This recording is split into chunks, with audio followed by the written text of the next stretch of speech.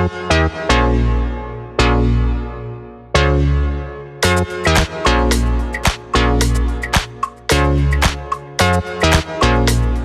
how's it going, everybody? I thought I would share my thoughts with you on the Samsung Galaxy S20 FE 5G. That name is quite a mouthful. I've had the device for close to a week now. I got this cloud navy version from T-Mobile last Wednesday. I pre-ordered it. I also pre-ordered from Samsung.com the cloud white version, but that just arrived today. So I did a quick unboxing for you of this device. I will link that video for you if you just want to see the unboxing experience. And between these two devices, I'm really liking the cloud white color. Of course, the devices themselves exactly the same, although this is unlocked, this is T-Mobile. But I am really digging this white color with its silver metal chassis. But this is the one I've been using, this navy one, since I got it last week. And overall, I'm really happy with it. And I think Samsung did a fantastic job giving you the most you can get for your money, retailing at about $699 right now. You really can't find a phone that's going to offer as much. Obviously, a Snapdragon 865 processor. It's got 6 gigs of RAM. You got your always-on display, your wireless charging, your reverse wireless charging, also known as power share. And you get a pretty premium design as well, which is pretty awesome. With the metal housing here, the metal chassis, it is a plastic back. They call it Glastic. And this is one of the issues I have with this phone. It's nitpicking a little bit, but it also has a little bit to do with the color. So let me get to the 3 cons that I have first for this device. And let me preface this by saying, I don't like picking an arbitrary number of like pros and cons just so that it's some sort of round number for you, where it's the same number of pros and the same number of cons. I just wrote my general thoughts down a few days into using this phone, and it turned out that there were 3 pros and 3 cons. So just wanted to get that out of the way.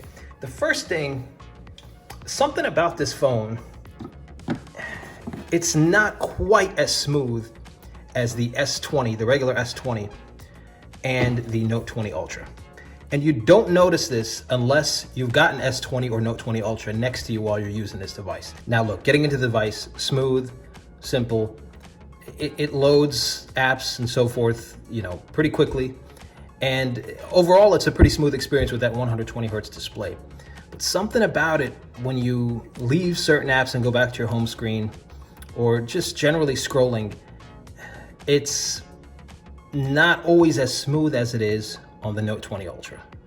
It's just somehow a little bit quicker on here, a little bit smoother. Actually, I don't even know if quicker is the right word, but something about it makes it feel smoother, that's for sure. Perhaps snappy is the word, I don't know.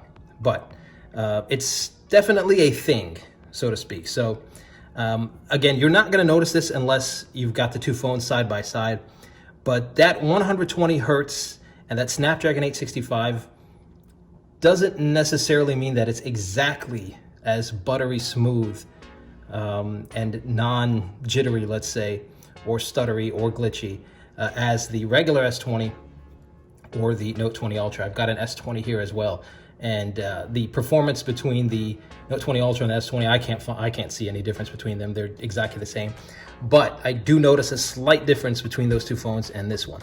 I don't know if it has something to do with having less RAM. Of course, this device only has 6 gigs of RAM, the Note 20 Ultra 12, and I believe the base S20 has 8 gigs of RAM, but I mean, that should only matter in certain situations, obviously, when you've got a bunch of apps open or a RAM-intensive app. And I have noticed that this phone does get a little bit bogged down if you're really taxing that RAM more quickly than the S20 would or the Note 20 Ultra. But that's not a knock on this phone, that's to be expected. You know you're getting 6 gigs of RAM instead of 8. However, just kind of navigating the phone as you would every day, it's just the performance is not exactly the same as the Note 20 Ultra and the S20. If you were giving the Note 20 Ultra and S20 a 10 out of 10 for its just regular lag-free performance, etc., this phone gets a 9 out of 10, for example. It's very slight. But I just want you to know you're not getting the exact 100% same performance that you would on the S20 or the Note 20 Ultra. But again, that's a nitpick. My other con for this device so far, a few days in, it's this plastic back. So I didn't think I'd mind it, and it feels sturdy enough. It doesn't necessarily feel cheap or anything. However, it does very much seem and feel like plastic. I know they're calling it glastic, but when you even compare it with the matte finish, the haze finish as they call it, of the Note 20 Ultra, which of course is Gorilla Glass here on the back, it looks and feels different. It's supposed to be the exact same finish. Of course, it's a different material, and perhaps that's to be expected. But the material, not just the color, but the material is a little bit more prone to fingerprints. You probably saw in some other videos, fingerprints do show up. Now they're not super obvious and nasty, but they do show up easier, both fingerprints and dust, on this glastic back, this glastic material on the Cloud Navy S20 FE.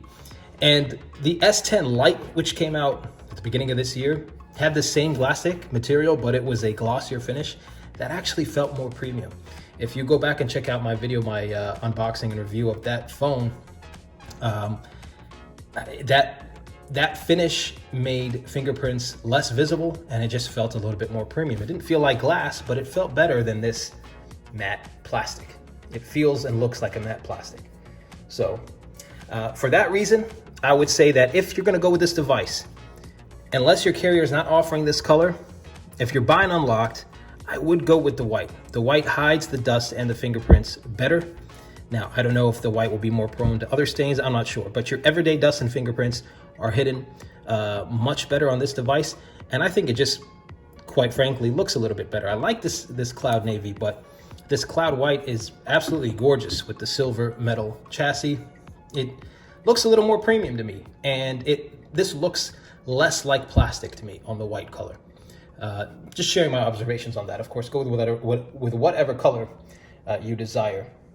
So the third and final con, and again, this is a nitpick for sure, it's just this gigantic bottom bezel. Now, maybe gigantic is exaggerating a little bit, but it almost feels like Samsung was saying, well, you're not getting our top device, so here you go, you get some bezel here.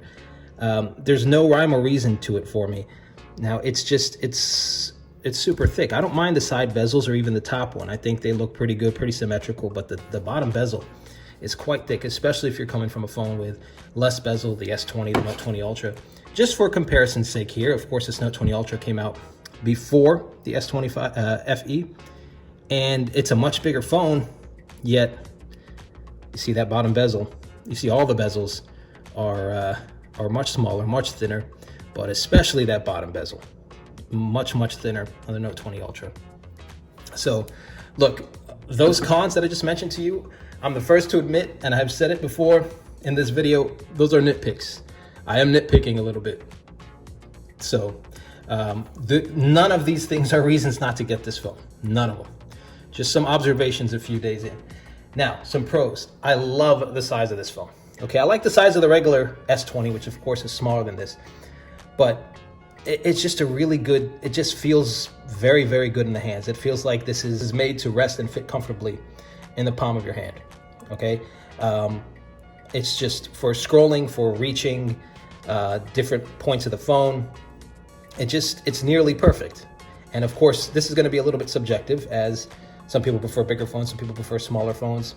Look, my hands are not small, I'm about 6'1", proportionate hands.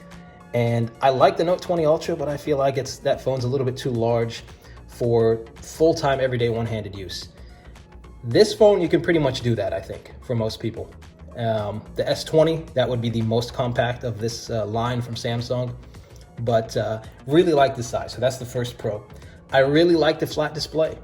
Now, the display is not super curved on the S20 this year, but it is quite curved on the Note 20 Ultra, as you see here. Very, very curved. It's kind of, it's not that the curve is steep, but the curve begins pretty far, pretty deep into the display, and then of course continues to taper off there. So it looks pretty cool, and I like it. I don't mind the curved displays. Some people really hate them. I don't mind them at all, but I do really like this flat display. And it's kind of a 3D glass effect. So it's not completely flat, but it's definitely as flat, I think, as you're gonna get on a Samsung flagship or budget flagship. So really love the size, really love the flat display.